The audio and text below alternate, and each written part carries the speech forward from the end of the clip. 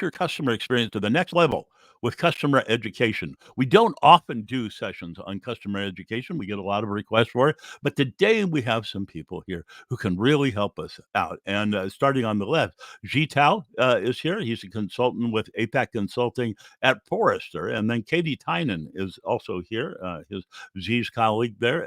Katie is VP and Principal Analyst at Forrester.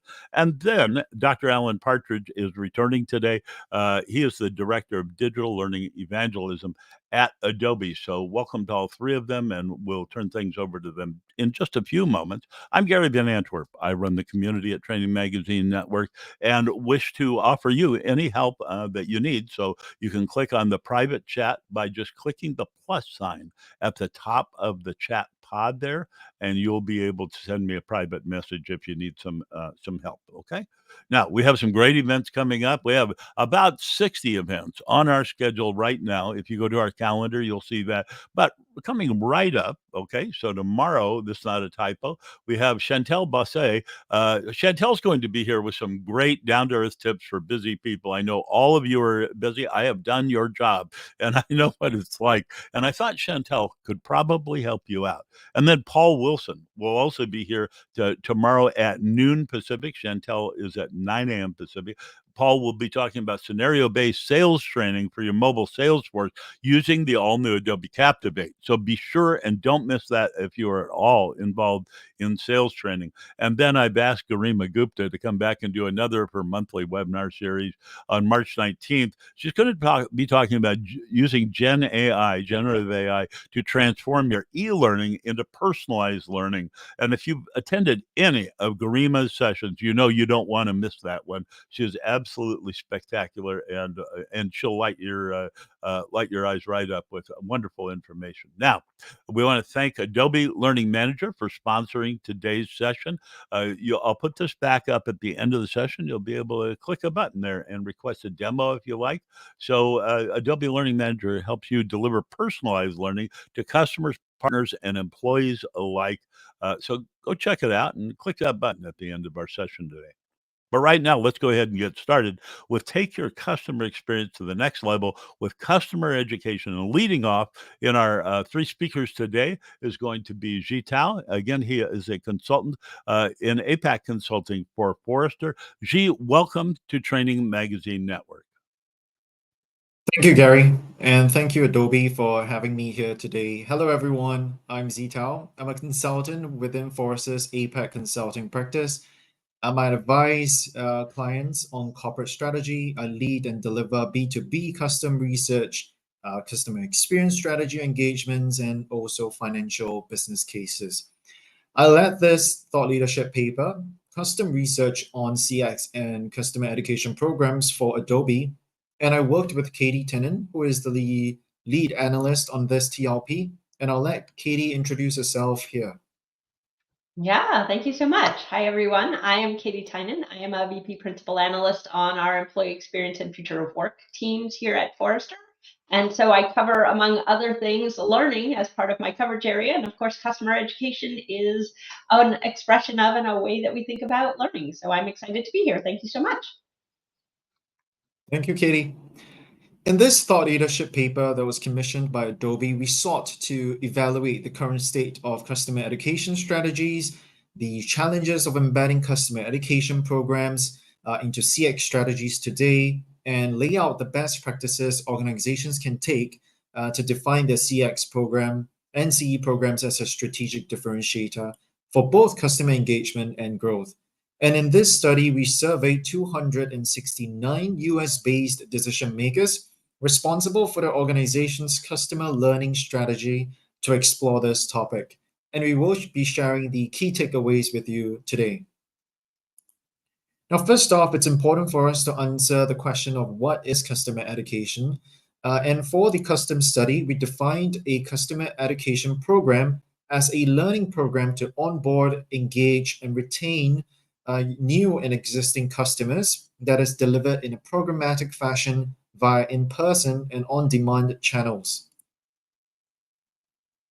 Learning programs are essential tools to help employees develop new skills for critical business use cases, but they also helps the organizations educate external audiences too, such as partners and customers. And this makes customer education programs an essential part of post-sale customer experience and deliver direct business value. Now, let us take a look at the benefits and value of customer education programs. But before that, I would like to run a quick poll, and I believe you'll see this question pop up in your screen right now. And the question is, in your opinion, what value does your customer education program provide? Now, if you don't have one today, that is fine. You can still answer the question. You can think of it as, what value do you think a customer education program can provide? Now, let me just take a look at the answers. I'll give everyone a couple of seconds. Okay, it's very interesting. I believe everyone can see the results in real time, right? Yeah. Yep, that's right.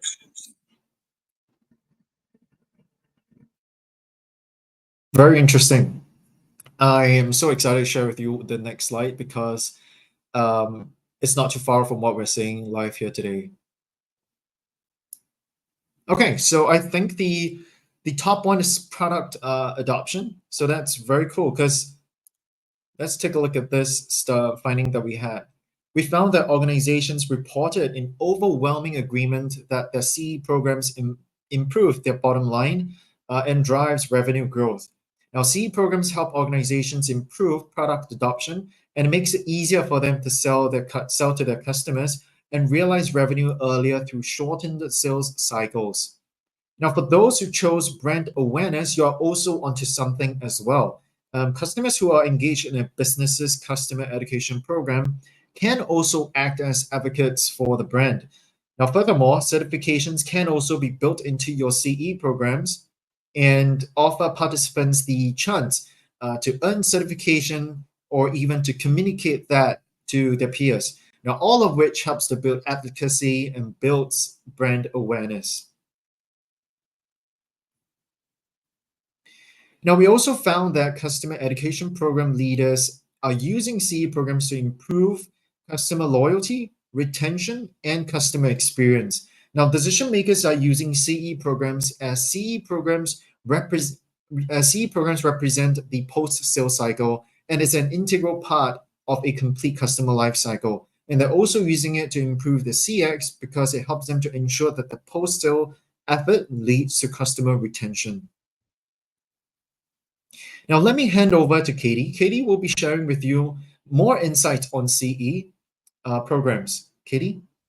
Thank you. And you've just heard from Zitao about sort of why organizations do customer education and customer learning. And there are a lot of good reasons to do it, right? It drives a lot of wonderful things, adoption and awareness and all of those things. However, just because you want to drive those things doesn't mean that every learning program is equal in delivering those things. And so my role on this webinar is to talk a little bit about how learning is designed, how to do it right, and how a learning platform can support your customer education program. So I just want to start out by talking briefly about how learning platforms have changed and how we deliver learning differently than we used to. So in the past, a lot of learning platforms were administrator-centric, meaning they did a really great job at helping administrators look at who had taken a learning program or how that program had been delivered or how certain content was performing, but the learner experience wasn't always great. And so what we've seen in the last 5 to 10 years is that learning platforms have evolved to become learner-centric. We put the learner in the middle because it then allows us to build around that learner a bunch of different experiences and aspects that are of benefit to the organization, but also to the learner. So we're able to personalize a learning journey. We don't have to deliver the same exact content or the same exact experience to every learner. We can extend outside the organization. That's exactly what customer education is. So while a lot of people think of learning as a use case internally in organizations, we also know that many, many organizations are pushing learning outside the organization. We also can connect learning now to business outcomes. And this is where customer education and customer learning programs become powerful, is because we can see the impact and measure the impact of that learning on things like adoption and awareness and renewals and client retention and all those things. It also, a sophisticated learning platform allows us to bring together a community of practice. It's not just pushing content at people and saying, here, learn things. It is a way to develop community and develop collaboration and have people interact with one another, which we know is foundational to adult learning theory and how people learn. And that's the last piece, right? In the past, a lot of learning programs and platforms have not really been grounded in that science of what we know about how humans actually learn. And so we created a lot of unintentionally bad learning experiences because we were trying to use technology without aligning it to the science of learning. So a good customer education program is going to have those components where it's going to help the business measure what it needs and deliver what it needs, but also help the learner actually learn something new. So let's think about how that looks in practice. And I like to use this example first, which is wineries. Wineries do a lot of customer education. Well, why would a winery want to do customer education? They're not in the learning business. They're not in the education business. They're in the wine business. But they use learning because, first of all, it helps them connect to customers in a deeper way. If you go on a tour of a winery and you learn about the process of how grapes are grown and made into wine, if you are taught how to differentiate different kinds of wine, you start to be a more educated consumer. You make better decisions about what wine you're going to buy. You enjoy that wine more when you drink it, and then you're more likely to buy it again. You are also more likely to go back to the place that gave you that education because you have a connection to them. So those are the types of use cases that we can sometimes see customer education being used to drive business outcomes. I'll give you another example. I'm sure a lot of you have bought things from big box stores like Home Depot and Lowe's. But did you know that both of those stores have learning and education around home improvement? So you don't just buy that power drill, you don't just buy that sink, but you can learn how to install it yourself and how to use it yourself. So it is a way to get customers to get more value out of the things that they've bought, as well as a way to develop brand loyalty. So that's the thing that we can think about when we think about what is customer education. But of course, it's not just retail and consumer kinds of organizations. So I use these examples. These are tech companies who use customer education for another purpose. And I'll say, I started my career in tech. I have Cisco certifications. I have Microsoft certifications. Why do Cisco and Microsoft and Red Hat and Salesforce all offer certification and credentialing for their products? Well, they do it because then they are developing a workforce that knows how to use their very complex and difficult products. I shouldn't say difficult. They're very complex and powerful products to deliver what they need to deliver.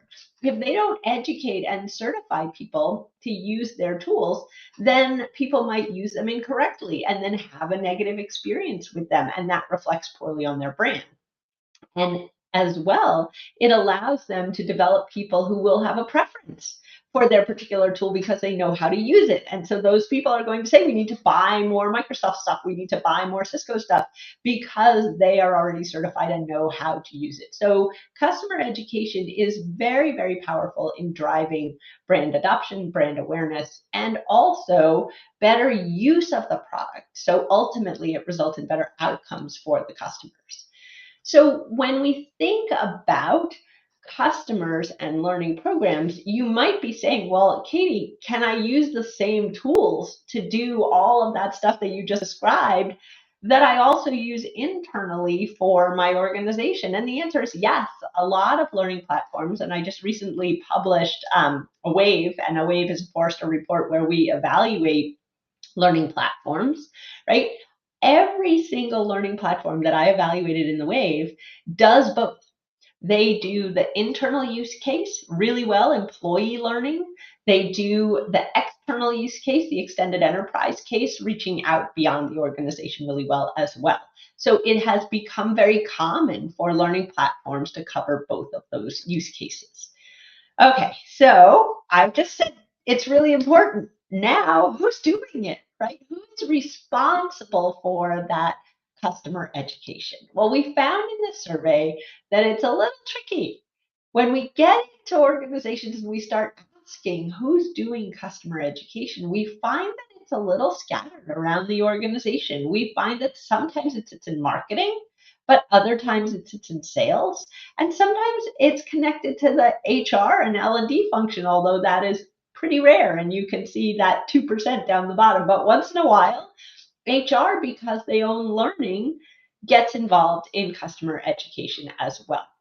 So it is a little tricky if you're thinking about it in your organization, exactly where you want to center it. And my guidance to you would be recognize that this is cross-functional.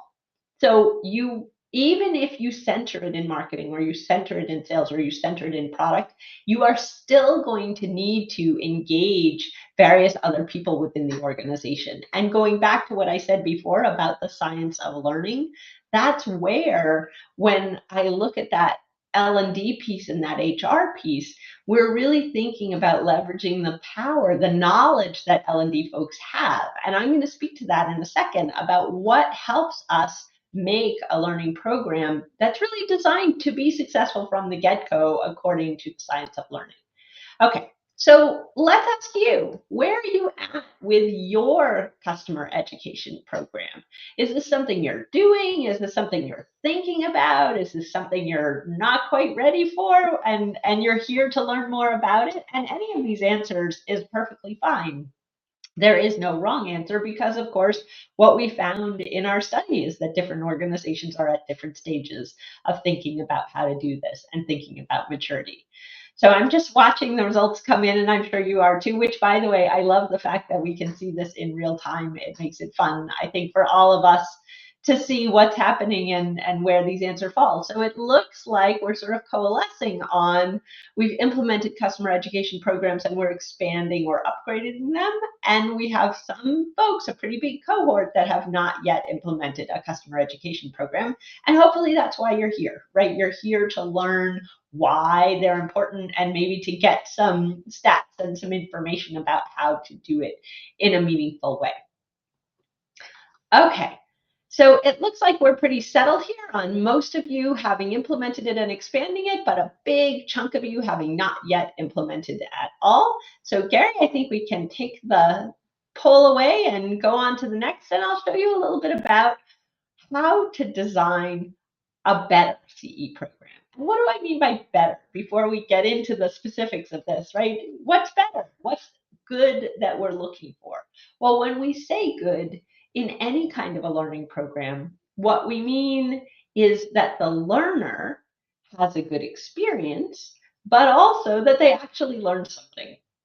And this is an important element when we're thinking about learning program design. And some of you I know are instructional designers. I saw when you were introducing yourselves. And so some of you are going to be hopefully nodding along and saying, yes, yes, Katie, thank you for saying this.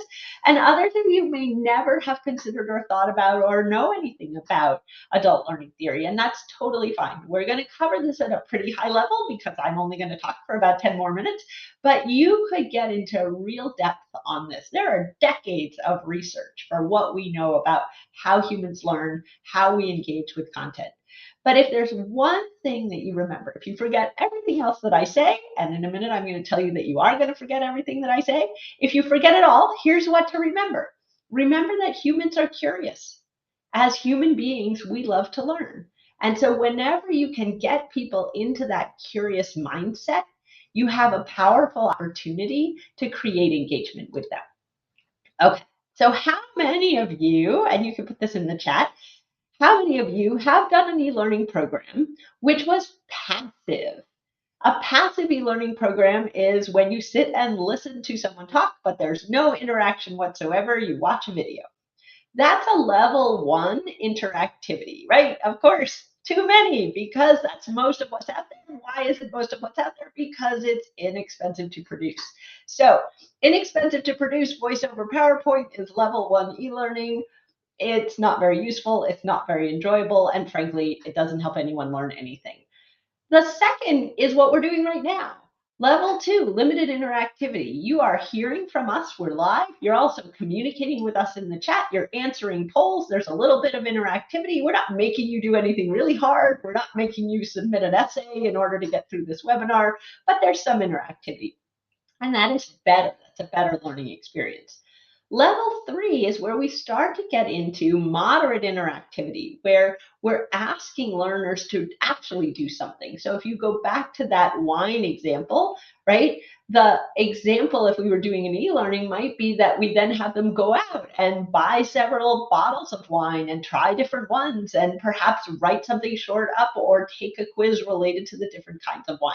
That's where we really start to get people to connect that learning to doing.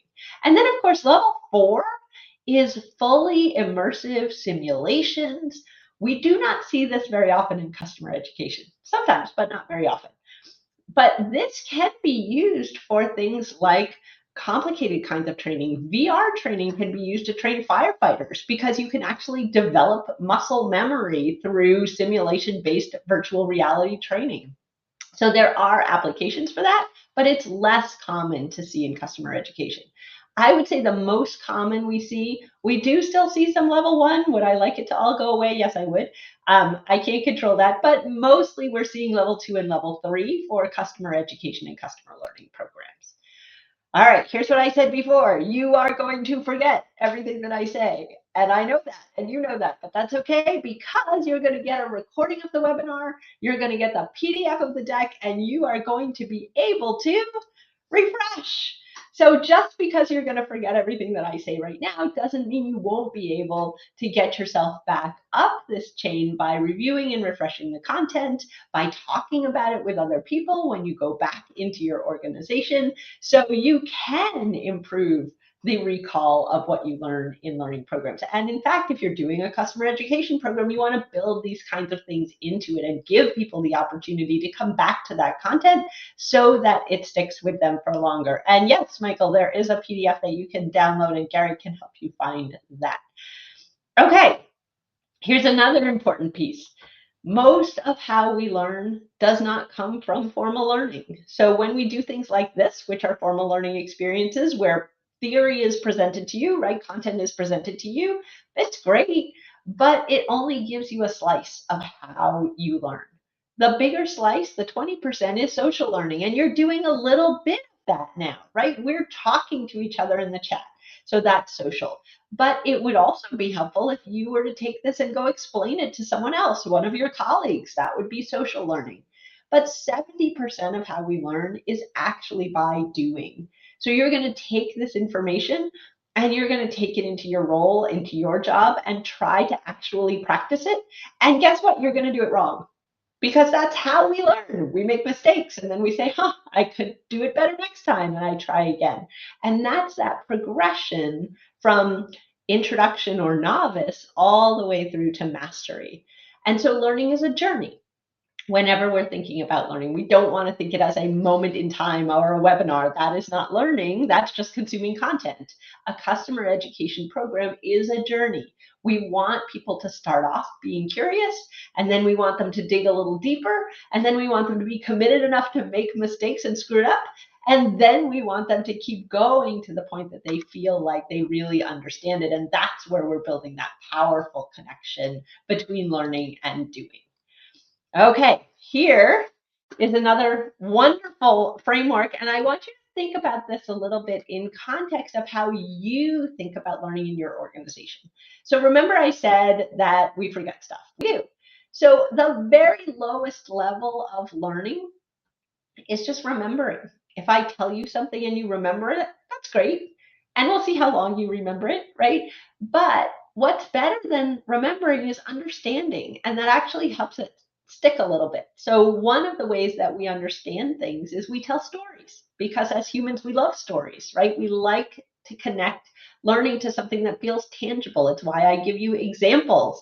You'll probably remember the wine story. after this more than you will remember any other piece of content that was in this presentation, because that was a story. And you can imagine yourself, sitting in that vineyard and having a glass of wine or having a glass of juice if you prefer. But it's an experience that has a connection to your brain and your memory, which then helps you remember it for longer.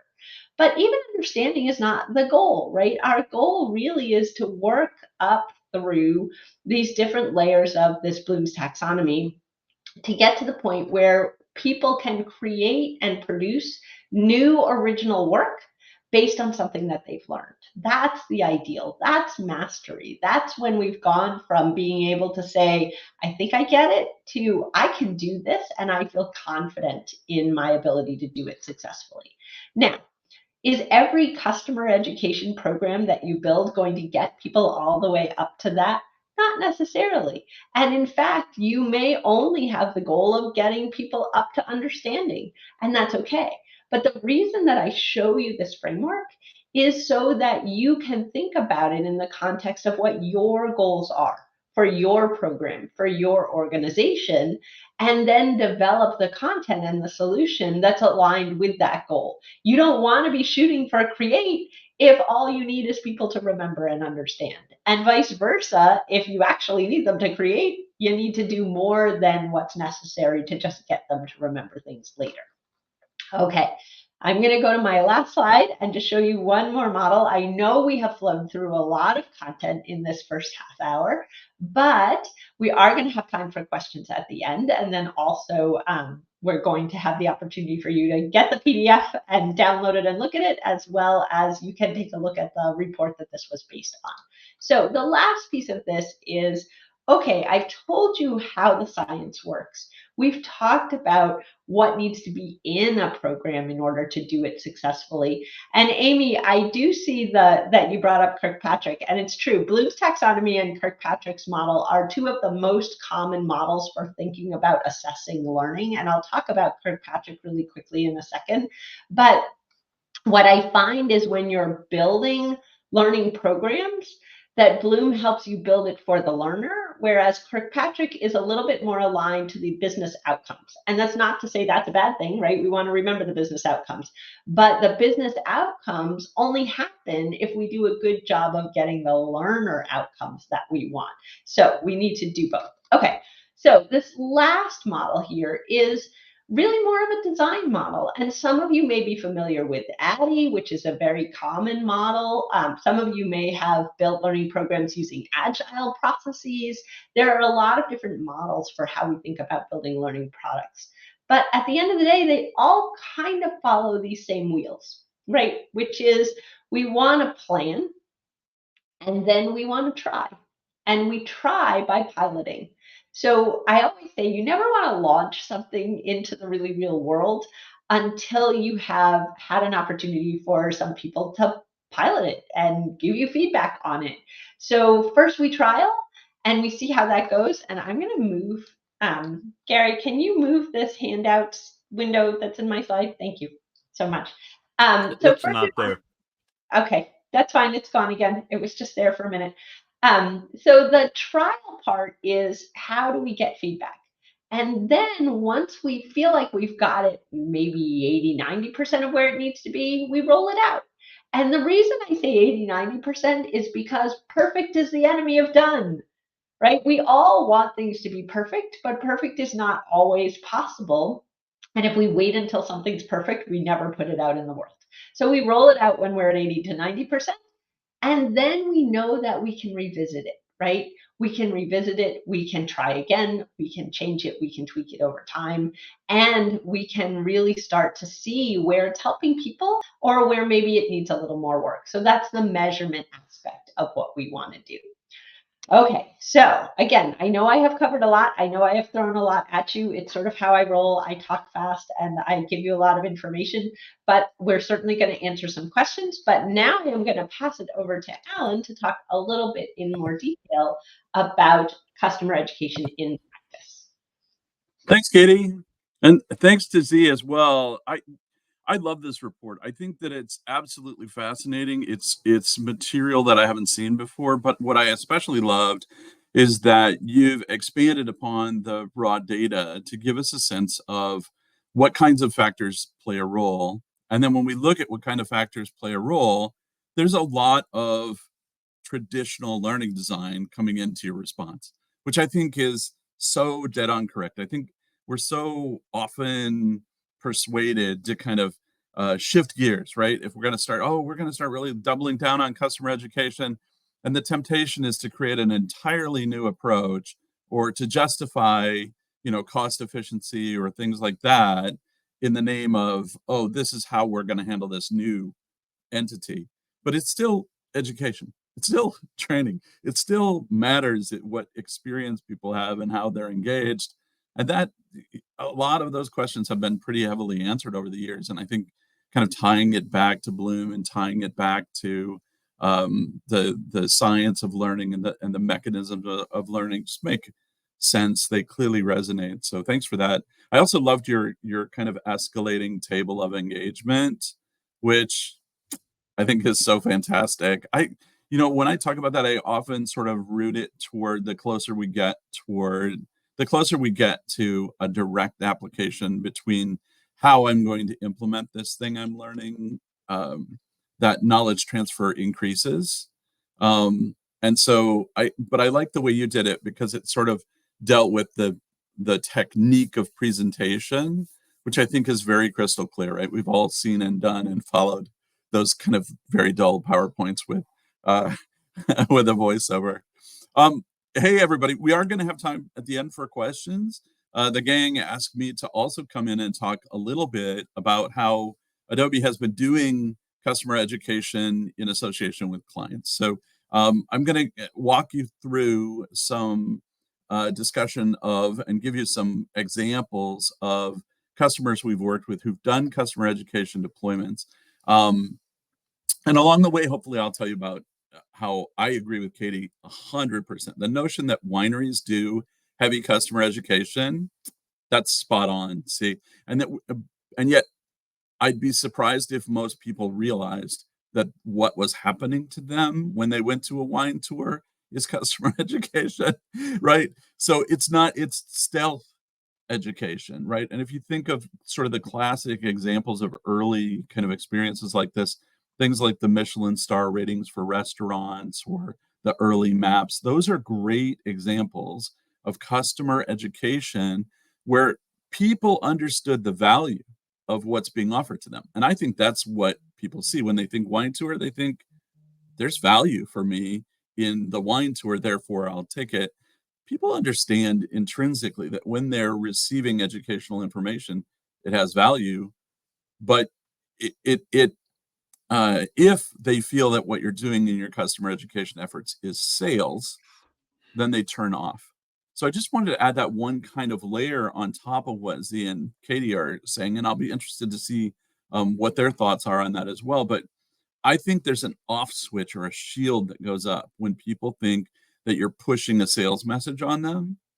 Whereas if you can provide educational content, educational experiences, etc., that meet their needs, that are actually valuable, then the shield is not there, and we can have deeper conversations, and we can enable people and make experiences more positive overall. And that part of that is getting your sales and marketing worlds to kind of slow down and leave you some freedom so you can wiggle. Anyway, so I thought I would just kind of describe some of the process that we've been using. One of the most common approaches we've seen customers come to us and ask about is, can we have a portal? I think that's very much about personalization, right? What they're looking for is two things. They want experiences which are completely brand dependent on their own brand experience. So they don't want an out-of-the-box solution. They don't want something that looks and feels like anything else anywhere. The only thing they want it to feel like is their own branding, their own web content, their own print content, and so on. And one of the first concerns that people raise in whatever way they express it is, I don't want them to have to go somewhere else to get the learning content, right? In other words, they want it to be integrated with whatever experience that customers are having. And when I use the word customers here, just to kind of clarify, I'm broadening it to include both B2C customers and B2B customers. Because in some cases, we have folks who are like, well, we have to do education, but it's for the sales reps at the big box store who are not our employees and whom we are competing to get their space to do this education, right? Or in other cases, it's direct to customer. We have this makeup line. We want our customers to understand how to use it better, because when they use the makeup properly, they get exactly the effect that they wanted. When they use the makeup improperly, they get bad results, poor results. They don't like it, and they don't continue to use our product. And what's more, they abandon our brand if they have bad experiences. So wherever educational opportunities, even if they're tangential, exist, we're seeing more and more companies kind of jump into that space. The idea of creating a portal is to sort of say, okay, well, we want to leverage people's individual motivation, that what drives them to learn, because the further we get away from a payroll, the more likely it is that people will not necessarily engage with the educational effort. Here's what I mean. If somebody is paying you a direct salary and asks you to perform an educational task, you're probably going to do it because you feel beholden based on your salary, etc. So the motivation does not have to be as high when the motivation is controlled by a financial stake. But in the case of customers, you almost have an inverse relationship, right? Customers are often, most of the time, paying you for something. So you asking them to do something on top of them paying you is kind of an affront, right? And they may well come to you and say, no, I'm not going to do that. So engagement becomes proportionally more and more important.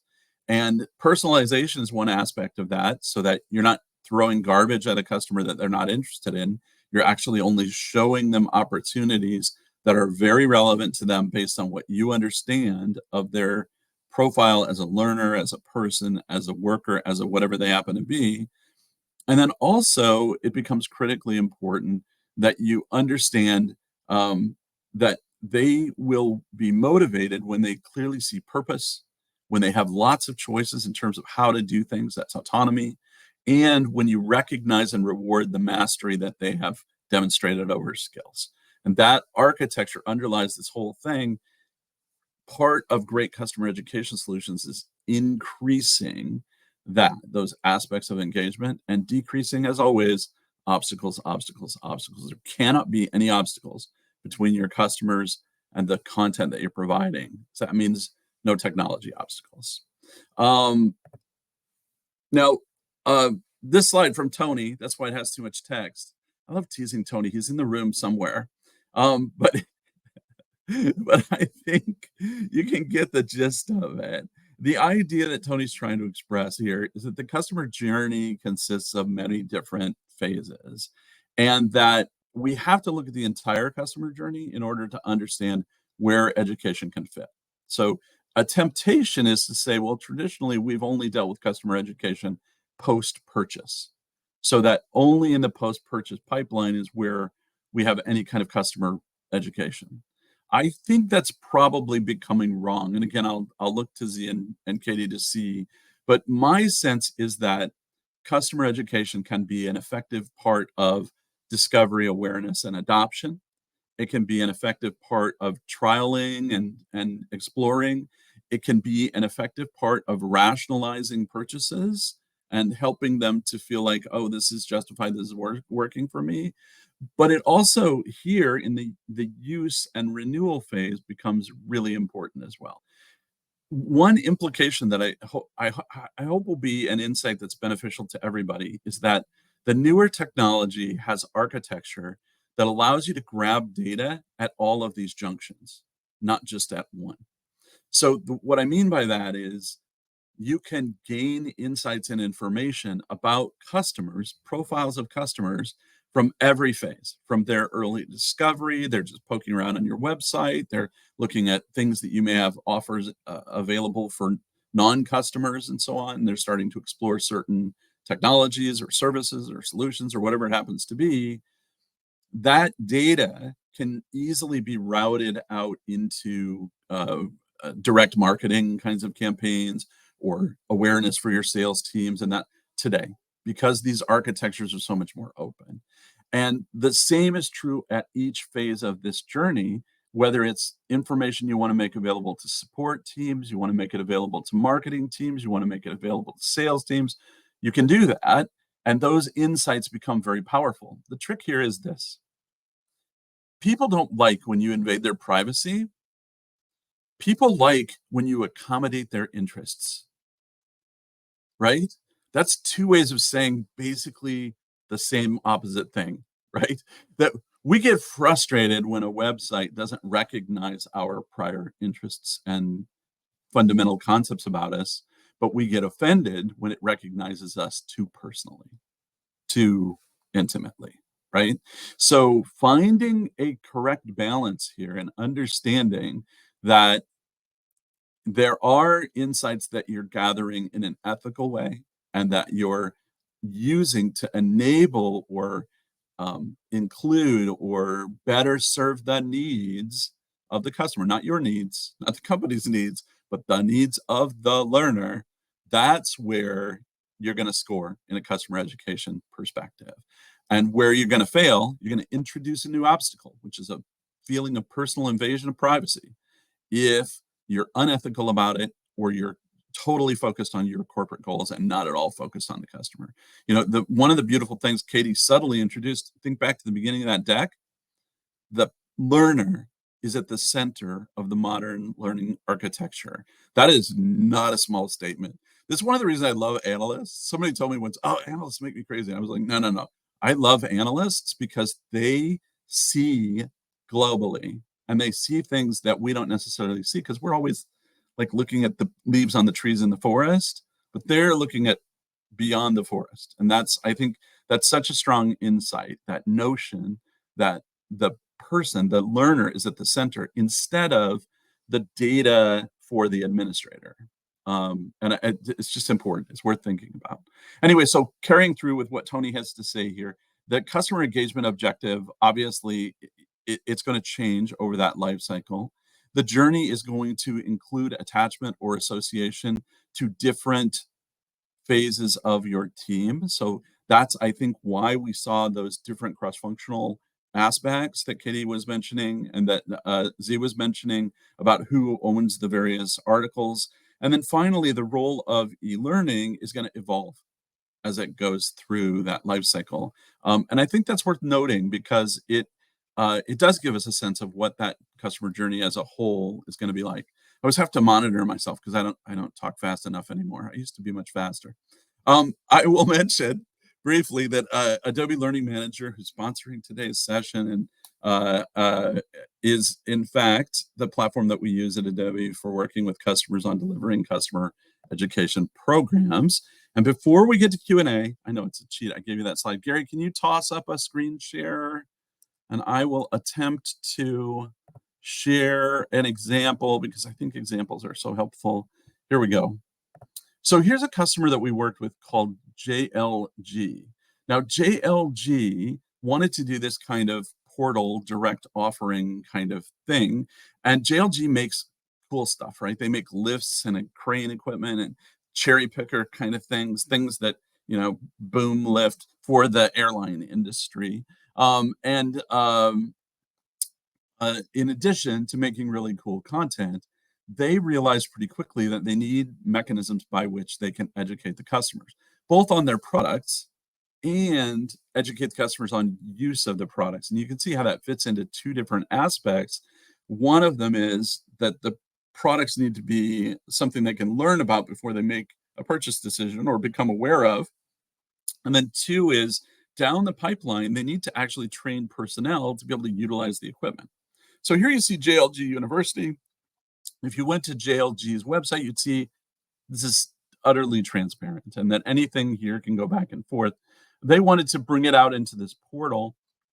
Now you'll notice training services like operator training and so forth and so on are all broken out here, but also it's possible to get into these courses and see them and access them even without logging in. So I haven't logged in. I haven't made myself aware for anybody. And there are a number of these courses that I can simply access and take for free. So part of customer education and modern portals is having that split, that ability to see both things at the same time and to access courses that may help you gain insights, but it won't necessarily require a login. Or in some cases, organizations say, okay, well, you can take the course, but as soon as you get to step A, we're going to require a login so we can further analyze your behaviors and so on.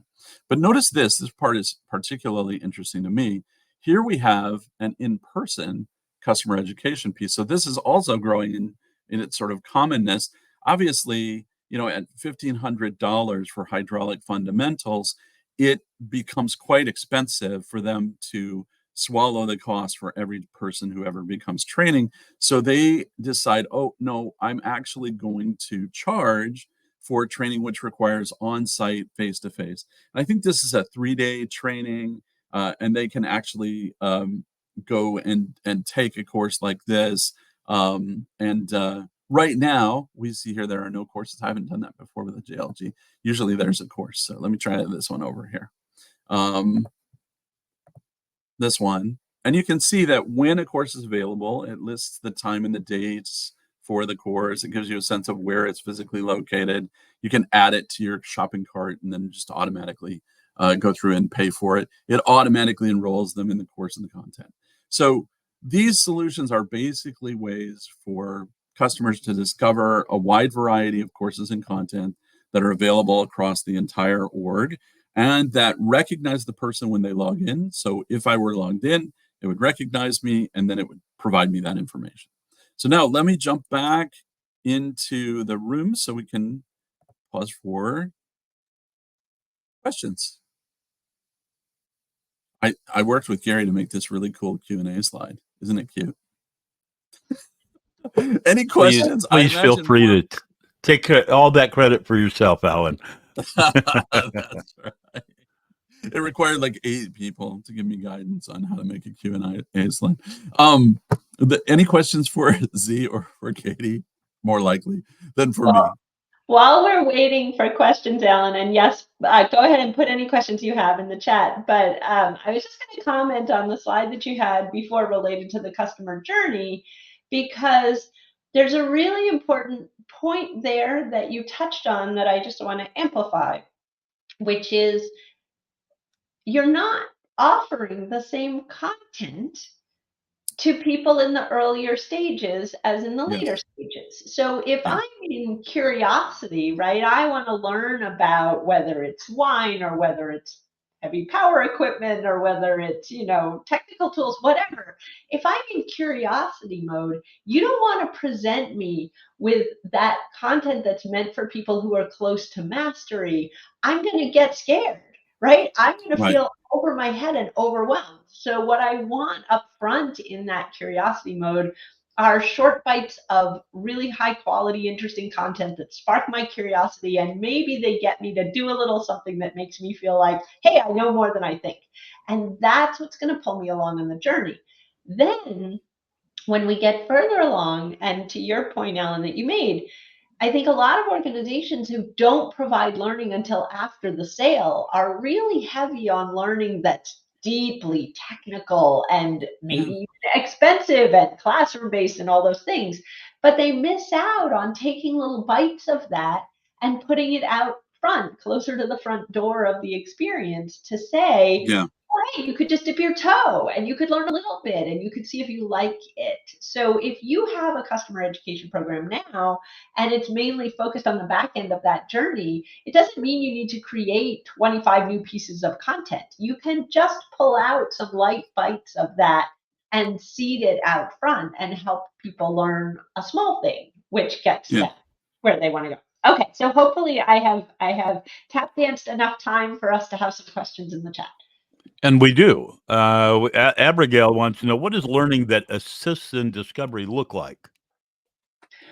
Oh, that is a good question. So for me, I'll answer that, and then Zita and Alan, I'll let you also see if you have good examples. But when I'm thinking about learning that assists in discovery, I think about things that help me understand whether this product is right for me. So Alan used the example of makeup company and learning on how to use makeup. So if I'm about to go to an event and I want to know how to do a smoky eye, and I'm Googling for smoky eye, I should land on a little learning video that is aligned with a brand so I can learn how to do that thing that I need to do right now. But also I'm going to bookmark that and say, I'm coming back here later because when I'm going to another event, I want to know how to do something else. So those are the kinds of nice, Gary.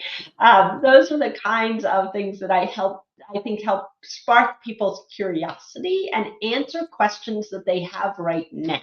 So again, speaking to Alan's point of people don't want you to be creepy, right? Don't be creepy, but answer a question I have right now.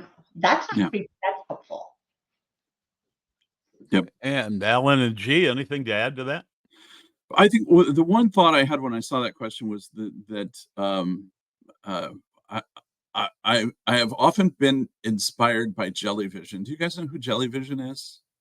Jellyvision is a learning content production brand group, and from the early days, they started as a game development company. They're the game development company that introduced You Don't Know Jack.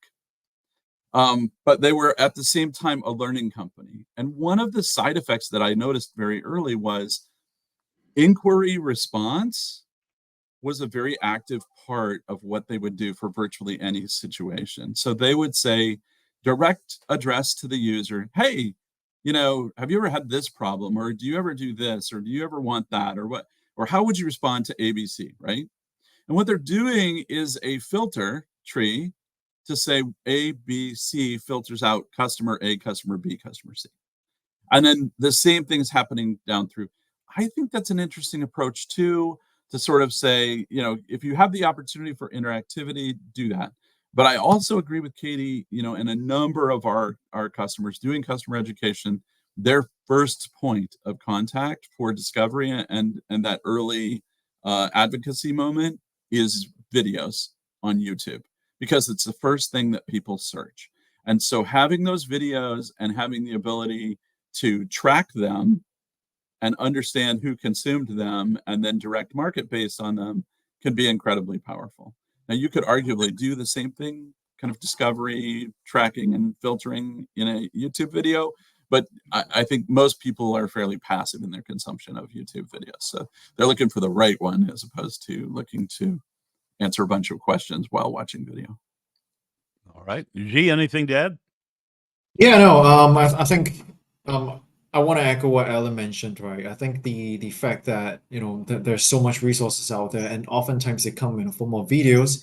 I think that with customer education programs, it doesn't necessarily, even though it lives as the part of the post-sale customer life cycle, it doesn't need to be only in post-sale. It can be a discovery, it can be before you buy a product. So bring something like something as consumer-based product, like for example Photoshop, right? You can get all of the resources on how to use Photoshop online, either via Adobe itself, or you can get it from online videos too. So I think a lot of that is going to look like online learning options or assets, particularly with videos. All right, thank you. Robert Page asked if you could show the customer journey again. Alan, is that your slide? I think so, yeah. This one. There it is. And Robert, do you have any questions about that? If not, I'll go on to Sarah's question. So Sarah says, with the graph you showed on learning retention, how do you leverage that with giving the customer enough time to take the training? What is the best time frame to give them to take the training? Yeah, so that's a fun question, because you're trying to balance two things, right? When you have someone's attention, the temptation is to try to keep it as long as possible. But that's not a good strategy in learning. We actually need people to learn a little and go do something with it, and then come back and learn a little more and go do something with it and come back. And so part of the reason that customer education programs in the past have not been very successful is because we try to shove people in to hour-long or 2-hour-long programs because we got their attention. Cough, cough, the webinar. That and it's okay. A webinar is okay, right? We get you here, we spark your curiosity, we get you interested, but then we do want to let you go. So there's some good data that says that 20 minutes is actually a really optimal learning time for people. 20 minutes is a very nice sweet spot to say you can come, you can learn maybe one thing, and then you can hold on to that one thing for a little while and go do something with it. However, we also have some good data that says learning in the moment is very powerful. So being able to push somebody the right little piece of learning, and even, and Jay asked this question earlier, right? Level 1 content, a quick voiceover video, if it's really short, offered at exactly the right moment of need, can be a very powerful tool. So what we want to do is try to combine these different types and modalities of content into the right amount of time. And I'll just say one more thing about this. Think about podcasts. When do you listen to a podcast? You often listen to a podcast when you're driving. If I'm on a 3-hour car ride, I might be willing to listen to an hour or even a 2-hour podcast because you have my attention for a long time. You are interesting me and entertaining me. However, what am I going to remember about that podcast? Not much. So a podcast can be a good way of reinforcing something that you learned in another modality or digging deeper. So it is not about an exact perfect formula or science that says if you do 20 minutes every day for a week, you're going to learn XYZ. Duolingo wants you to learn whatever language you're learning in 2-minute bites every day for 100 days or 1,000 days. So it's about getting people's attention in the first place, offering them a learning journey that is aligned with what they are trying to do. To Alan's point, giving them agency and autonomy in choosing how that journey unfolds. I might like to learn differently than Zitao does. I might like to learn differently than somebody else does. And so having those choices helps me feel like I'm part of the process instead of having that process done to me. So it is complicated, right? It's not just a simple offer people an hour and everything is perfect. But the good news is tools and platforms give us way more ability to personalize that learning journey. Does that help? Thank you, Katie. And we've got about 2 minutes left here. I want to make sure everybody has access to this resource. So I'll open this on the desks of folks here in our session. And if that hasn't opened on your desktop, I'm going to also put that link in the chat for you right now. It's kind of a long link. There you go. Really, it's about time to close it out. So, Alan, do you have some words of wisdom from your PhD mind that can sum this all up for us? Oh, the summative words of wisdom. I don't know. What I was thinking, Gary, is I was thinking about how the architecture has changed dramatically, and it now facilitates direct communication that aligns with what Katie was just describing. So that ability to give learning in bursts and then create follow-up triggers, we have like we've never had before, because we can understand that a person demonstrated mastery. We can give them a badge or whatever, but we can also add that to an awaiting queue of triggers that suggest this person has learned about this.